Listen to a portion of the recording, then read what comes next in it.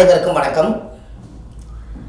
பாரம்பரிய திருவள்ளுவர் குலவம்சம் பிரசன்ன ஜோதிடர் சுப மாரிமுத்து திருப்பூரிலிருந்து இந்த பதிவு உங்களுக்காகவே.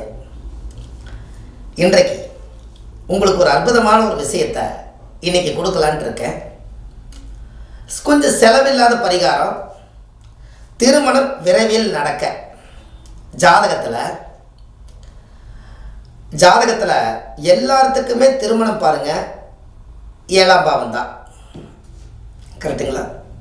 ஒரு லக்னத்தில் இருந்து 7ஆம் பாவம் எந்த பாவமோ அந்த இடத்துல பாவ கிரகங்கள் சுப கிரகங்கள் அதை பார்க்குதா என்ன பண்ணுதுங்கிறத நம்ம தெரிஞ்சு தான் ஒரு வாழ்க்கையில் ஏதோ ஒரு கோவிலுக்கு நம்ம போய் பூஜை பண்ணி சாமி கும்பிட்டு வாழ்க்கையை அமைச்சுக்கிறதுக்கு முயற்சி பண்ணுறோம். இப்போ அந்த காலகட்டங்களில் இன்றைக்கி நான் உங்களுக்கு ஒரு அற்புதமான ஒரு எளிய பரிகாரத்தை சிம்பிளாக உங்களுக்கு கொடுக்க போகிறேன். ஒரு டைரியோ நோட்டோ இருந்தால் எழுதி வச்சுக்கோங்க.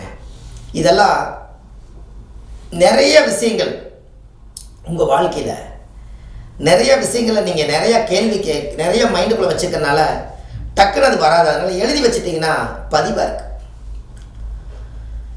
அதற்கு ஒரு அற்புதமான ஒரு விஷயத்தை இன்றைக்கி நான் உங்களுக்கு தெளிவாக உங்களுக்கு கொடுக்க போகிறேன். சரி, கல்யாணம் உங்களுக்கு ரொம்ப தடையாக இருக்குது அப்படின்னா நீங்கள் ரொம்ப இதை முக்கியமாக மனசார நீங்கள் செய்யணும். வாழ்க்கையில் ஒரு முறை செய்யணும். ஆத்மாத்மா செய்யணும் இந்த பரிகாரத்தை. ஏலக்காய் மாலை. ஏலக்காய் தெரியும் இல்லைங்களா? பாயாசத்துக்கு போடக்கூடிய ஏலக்காய். இந்த ஏலக்காய் மாலையை நல்ல தண்ணியில் கொஞ்சம் லைட்டாக ஊற வச்சு ஊசியில் அழகாக மாலை மாதிரி கோர்த்து அதை நல்லா தண்ணி தொளித்து உங்களுடைய குலதெய்வம் கோயிலில் போய், ஆண்டவனே, முன்னோர்கள் கட்டி வச்ச குலதெய்வமே, எங்கள் முன்னோர்கள் வழியில் வந்த எங்களுக்கு திருமண தடை அதிகமாக இருப்பதனால சீக்கிரமாகவே எனக்கு திருமணம் நல்ல விதமாக நடக்கணும், நல்ல வாழ்க்கை அமையணும், பாவங்கள் செய்யாத குடும்பத்திலேருந்து எனக்கு வாழ்க்கை அமையணும், அழகுள்ள, அறிவுள்ள, புத்தியுள்ள, ஞானமுள்ள, பாவங்கள் செய்யாத குடும்பத்தில் இருந்து ஒரு நல்ல ஒரு தைரியம் வீரியமான ஒரு வாழ்க்கை எனக்கு சேரணும்னு சொல்லி மாலையை பிரார்த்தனை பண்ணி உங்கள் குலதெய்வத்துக்கு கொண்டுட்டு போய் அந்த ஏலக்காய் மாலையை கொண்டு போய் சாத்துங்க. அதுக்கு தேங்காய் பழம், வெத்தலைப்பாக்கு, எலுமிச்சம்பழம் எல்லாம் முறைப்படி வச்சு ஒரு சக்கரை பொங்கல் வச்சு சாமிக்கு ஒரு மாலை சாத்தி இந்த ஏலக்காய் மாலை போட்டு அன்றைக்கி அலங்காரமாக பார்த்து உங்களுக்கு பேரில் ஒரு அர்ச்சனை பண்ணி உங்கள் ஜனன ஜாதகம் பிறந்த ஜாதகத்தை எழுதியிருப்பீங்க இல்லையா, அதை போல் ஜெராக்ஸை கொண்டு போய் அந்த சாமியோட பாதத்தில் வச்சு நல்ல மனசார உங்கள் தாத்தா முப்பாட்டன் கொள்ளுப்பாட்டன் எல்லாத்தையும் வேண்டி இந்த முன்னோர்களை வேண்டி எனக்கு நல்ல விதமாக வாழ்க்கை அமையோன்னு நீங்கள் வேண்டிக்கிங்க. கல்யாணம் 7 வாரத்தில் நடக்கும். இல்லை ரொம்ப தூரமாக இருக்குதுங்கன்னா 7 மாதத்தில் நடக்கும். ஏன் அப்படி? ஏலக்கா பேரே ஏலக்கா, 7ஆம் பாவத்தை தானே நீங்கள் சொல்கிறீங்க. அப்போ ஏலக்கா அப்படிங்கிறது தான் 7ஆம் பாவம். ஏன் ஏலக்கான்னு வந்துச்சு உங்களுக்கு புரியுதா?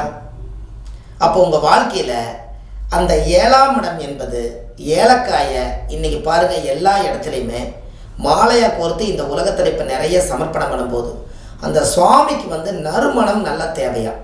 அப்போ யார் அந்த ஏலக்காய் மாலை போடுறீங்களோ, ஏலக்காயை நீங்கள் ஒரே ஒரு காயை நல்லா அம்மியில் நசுக்கி 1 டன்னு தண்ணியில் கலந்து வீடு பூரா தெளிச்சு விடுங்க. 3 நாளைக்கு வாசம் இருக்கும். அப்போ ஏற்பட்ட ஏலக்காயை நீங்கள் ஒரு 108 ஒரு 208 ஒரு 1008 மாலையாக கோர்த்து நீங்கள் உங்கள் சக்திக்கு தகுந்த மாதிரி கோர்த்து சாமிக்கு நீங்கள் மாலையாக சாத்தும் போது அந்த மனம் அந்த மூக்கு கட்ட போகும்போது யார் எனக்காக இந்த ஏலக்காய் நறுமணத்தை கொடுத்தாங்களோ அவங்க வாழ்க்கை திருமணம் அமையன்னு சொல்லி நறுமணம் ப்ளஸ் திருமணம் உங்களுக்கு நடந்தே தீரும். கண்டிப்பாக இதை செய்வீங்களா? சின்ன பரிகாரம் தான். அது உங்கள் குலதெய்வம் தான், உங்கள் தாய் வீடுக்கு தான் செய்கிறீங்க, உங்கள் தாத்தா கட்டி வச்ச குலதெய்வம் தான், உங்கள் முன்னோர்கள் கட்டி வச்ச குலதெய்வம் தான். இதை செய்வீங்களா? நான் நிறைய பேர்த்துக்கு ஏலக்காய் மாலை சொல்லுவேன். ஏலக்காய் மாலை போட்டு வந்தாலே உங்களுக்கு நிச்சயதார்த்தமாயிரும். உடனே எனக்கு பத்திரிக்கை கொண்டு வருவாங்க. நான் தான் போக முடியாது, ஆனால் அவங்களுக்கு சந்தோஷம் நான் இங்கிருந்தே வாழ்த்துவேன்.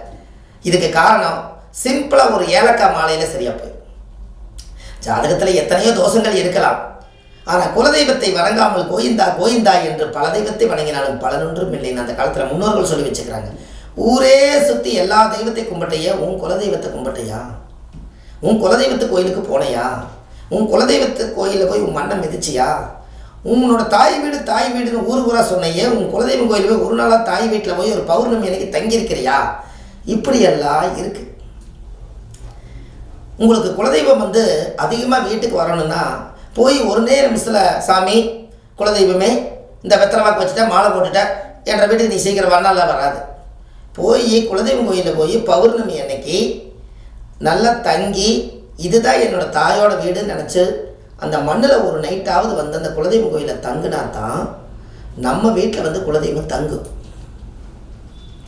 அது தங்கும், இங்கே தங்கும். நீங்கள் தங்கணும், அங்கே தங்கணும். இது நீங்கள் கண்டிப்பாக உங்கள் வாழ்க்கையில் நீங்கள் செய்யலை.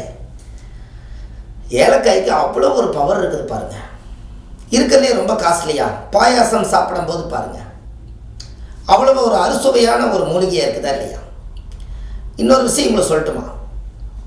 நீங்கள் கேட்குற மாதிரி தான் நான் சொல்கிறேன், இல்லைனாலும் நான் சொல்லத்தான் போகிறேன், இருந்தாலும் கூட சொல்லிடுறேன். அதாவது ஒரு பொண்ணு பார்க்க போகிறீங்க, மாப்பிள்ளை இல்லை மாப்பிள்ளை பொண்ணு பார்க்க போகிறாரு, இல்லை பொண்ணு மாப்பிள்ளை பார்க்க போகுது. ஒரு 7 ஏலக்காய் எடுத்து சோப்பில் போட்டு போங்க. அது 7ஆம் பாவத்தை இயக்குறீங்களா, கல்யாணம் சிறப்பாக நடக்கும். நறுமணமாக இருப்பது திருமணமாக மாறிடும். நறுமணம் ப்ளஸ் திருமணம், இதெல்லாம் உங்கள் வாழ்க்கையில் தேட கிடைக்காத பொக்கிஷம். சிம்பிள் பரிகாரம். ஆனால் ஒரு டப்பாவில் போட்டு நம்ம வச்சுருக்கிறோம் வீட்டில். என்னைக்காவது ஒரு நாள் பாயாசம் செய்யும் போது 2 நசுக்கி போட்டுக்கலான்னு. ஆனால் வாழ்க்கையவே கசக்கி போடுதல்லவா அது. அதனால் இது நீங்கள் ஏதாவது கொஞ்சம் மாற்றி அமைங்களேன். கண்டிப்பாக உங்கள் வாழ்க்கை ரொம்ப ரொம்ப சிறப்பாக இருக்கும். இந்த பதிவில் ஏலக்காய் பரிகாரம், ஆதிகால பரிகாரம். ஆதி காலத்தில் ஏலக்காயை பெரிய பெரிய ராஜா வீட்டில் அரண்மனையில் ஏலக்காய் தான் அந்த காலத்தில் செண்டு நறுமணம். உங்களுக்கு தெரியுமா? ஏலக்காய் தான் அம்மியில் அரைச்சி வீடு பூரா தெளித்து பூஜை ரூமுக்கெல்லாம் தெளித்து விடுறதுக்கு ஏலக்காய் தான் அந்த காலத்தில் செண்டு. இன்றைக்கி செண்டு ஸ்ப்ரே வந்துருச்சா இல்லைங்களா? அந்த காலத்தில் கிடையாது, செண்டு ஸ்ப்ரேலாம் கிடையாது. ஏலக்காயை அரைச்சாலே மணக்கும், ஊரே மணக்காது. காற்று வாக்கில் ஊருக்கே மணக்கும். எங்கேயோ ஒரு பக்கத்தில் பாயாசம் வைக்கிறாங்க, ராஜா வீட்டில் ஏலக்காய் மனம் வருதுன்னு சொல்லி கெட்ட துர்நாத்தத்தை எல்லாம் வெளியெடுக்கக்கூடியது ஏலக்காய். அதனால தான் 7 அக்கா சேர்ந்ததான் ஏலக்காய். பார்த்துக்குங்க. அந்த காலத்தில் 7 பேர் சேர்ந்து பிடிச்சு வச்சுருக்காங்க பாருங்கள், அந்த விதையை ஊனியிருக்காங்க. 7 அக்காமார்களும் உதவியிருக்காங்க. அது காலப்போக்கில் 7 அக்கா கடைசியில் ஏலக்காய். இப்படியெல்லாம் அந்த காலத்தில் பேர்லேயே வார்த்தையிலேயே உயிரோட்டமாக ஒரு வேலையை செஞ்சு வச்சுருக்காங்க. நமக்கு தான் அது தெரியல. அப்போ கண்டிப்பாக இந்த திருமணம் விரைவில் கைகூடுறதுக்கு உங்களால் ஒரு எளிய பரிகாரத்தை நிச்சயமாக உங்களால் செய்ய முடியும். கண்டிப்பாக நீங்கள் ஒரு மாற்றத்துக்கு வந்துடுவீங்க. உங்கள் வாழ்க்கை வளமுடன் வாழ்கிறதுக்கு இது சரியான பரிகாரம், ஆதிகால பரிகாரம். இந்த ஆதிகால பரிகாரத்தை முன்னோர்கள் இதை யூகிச்சு வச்சதுனால அதனால் இது கண்டிப்பாக உங்கள் வாழ்க்கையில் நீங்கள் இனிமேல் இந்த பரிகாரத்தை கையாண்டுட்டு இந்த பதிவை எல்லாத்துக்கும் அனுப்புங்க. ஏன்னா நிறைய பேர் வயசு 25 வயசு 30 வயசு 35 வயசு ஆகி கூட எனக்கு மாப்பிள்ளை கிடைக்க மாட்டேதுங்க. இப்போ எப்படி இருந்தாலும் பரவாயில்ல, நான் வாழ்ந்துக்கிறேன், ஆனால் மாப்பிள்ளை அதுக்கும் கூட எனக்கு வரலைன்னு நிறையா பெண்களுக்கு ரொம்ப கஷ்டமாக கேட்குறாங்க. ஏன்னா அவங்களும் போய் வாழ்ந்து இந்த சமுதாயத்தில் ஒரு குழந்தை பெற்று நானும் ஒரு தாயாக இருக்கிறேங்கிற ஒரு பட்டத்தை உருவாக்கணும்னா அதுக்கு ஒரு ஆண்கள் வேணும் அல்லவா? அதே பெண்களுக்கு ஆண்கள் வேணும், ஆண்களுக்கு பெண்கள் வேணும். எதுவும் இல்லைன்னா சன்னியாசியாக வாழ்ந்து நம்ம என்ன சாதிக்க போகிறோம்? அதனால தான் இந்த ஜாதகத்தில் உங்களுடைய அமைப்பில் ஒரு ஜாதகத்தில் 7ல் ராகு கேது 7ல் சனி செவ்வாய் எல்லாம் இருக்கிறவங்க முதல் குலதெய்வத்துக்கு போய் ஏலக்காய் பரிகாரம் பண்ணிட்டு வாங்க. மற்றவங்க கல்யாணம் ஆகலினாலும் செஞ்சாலும் பழிக்கும். இந்த பாவத்தை, அந்த நீச்சத்தை நறுமணமாக்கக்கூடியதும் திருமணமாக்கக்கூடியதும் இந்த ஏலக்காயே. அதனால் நீங்கள் தொழில் பண்ணுற இடத்துலையும் கூட 2 ஏலக்காயை டப்பாவில் வச்சுக்கோங்க. அந்த இடத்துல இருக்கக்கூடிய துர்வாசமெல்லாம் வெளியில் போய் நறுவாசம் வந்துடும். இதெல்லாம் நீங்கள் வாழ்க்கையில் செஞ்சுட்டு வாங்க. உங்கள் வாழ்க்கை ரொம்ப பிரமாதமாக இருக்கும். பாரம்பரிய திருவள்ளுவர் குல வம்சம் சுப மாரிமுத்து வள்ளுவர் வாக்குன்னு யூடியூப் சேனலில் போடுங்க. வள்ளுவர் வாக்கு அப்படின்னு யூடியூப்பில் போட்டிங்கன்னா நான் ஒரு கிட்டத்தட்ட ஒரு 700-800 வீடியோ நான் உங்களுக்கு போட்டிருக்கேன். எளிமையான பரிகார வீடியோவாக கொடுத்துருக்கேன். ஆன்லைன்லேயே நம்ம ஜாதகம் பார்க்குறோம். Date of birth, time, place மட்டும் கொடுத்தீங்கன்னா போதும். உங்களுக்கு ஜாதகத்தை கணிச்சு உங்களுக்கு பிடிஎஃப் ஃபைல் அனுப்பிச்சிடுவாங்க. அதுக்கப்புறம் ஜாதகம் நீங்கள் சரியாக இருக்குன்னு சொன்னதுக்கப்புறம் நானே உங்கள் லைனில் வந்து ஜாதகம் பார்த்து உங்களுக்கு பலன் சொல்லுவேன். கண்டிப்பாக நீங்கள் வாழ்க்கையில் வளமுடன் நலமுடன் சிறப்பாக வாழணும் என்று சொல்லி வள்ளுவர் வாக்கு சுப மாரிமுத்து உங்களிடமிருந்து விடைபெறுகிறேன். அடுத்த பதிவில் உங்களுக்காக. நன்றி, வணக்கம்.